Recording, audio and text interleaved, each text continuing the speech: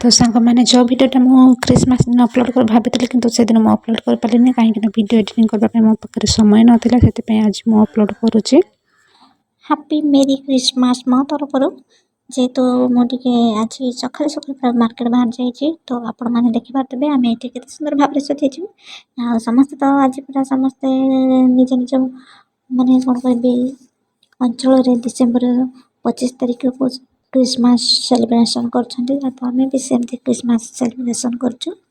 तो चलो देखा आज आम कमी सब सेलिब्रेशन करीडियो बन पारे कि ना देखी कहीं कैमेरा जो धरपाई जो कहीं ना तो मुझे बनई पारि कम तो मत दिखाई दायित्व सब किसी जब कम रही तो वीडियो बनई पारि जहाँ जी बनई पारि से ही आपण देखी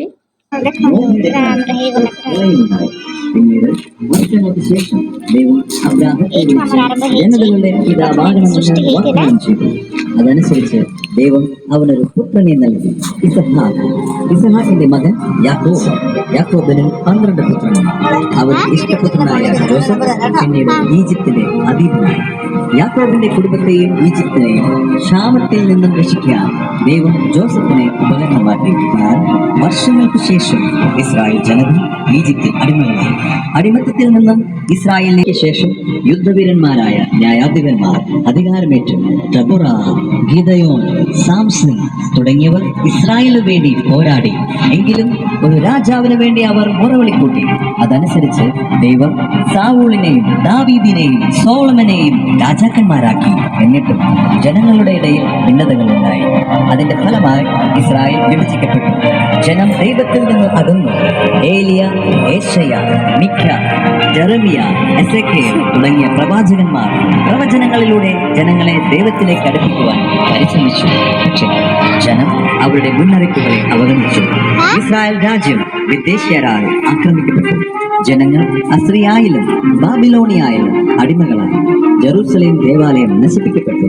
എങ്കിലും ദൈവം അവരെ കൈയൊടിഞ്ഞില്ല. പ്രവാസത്തിന് ശേഷം ജനങ്ങൾ പതിയെ സ്വദേശത്തേക്ക് തിരികെ എത്തി. എസ്രായുടെയും നെഹെമിയയുടെയും നേതൃത്വത്തിൽ അവർ ദേവാലയം പുതുക്കിപ്പണിതു. പിന്നീട് ഇസ്രായേൽ ജനം പേർഷ്യക്കാരുടെയും ഗ്രീക്കുകാരുടെയും സിറിയക്കാരുടെയും ഭരണത്തിലൂടെ കടന്നുപോയി. യൂദാസ് മക്കബിയോസിന്റെ നേതൃത്വത്തിൽ ജനം രാഷ്ട്രീയമായി ചെറുത്തു നിൽക്കുകയും മലിനമാക്കപ്പെട്ട ദേവാലയം പുനഃസമർപ്പണം നടത്തുകയും ചെയ്തു.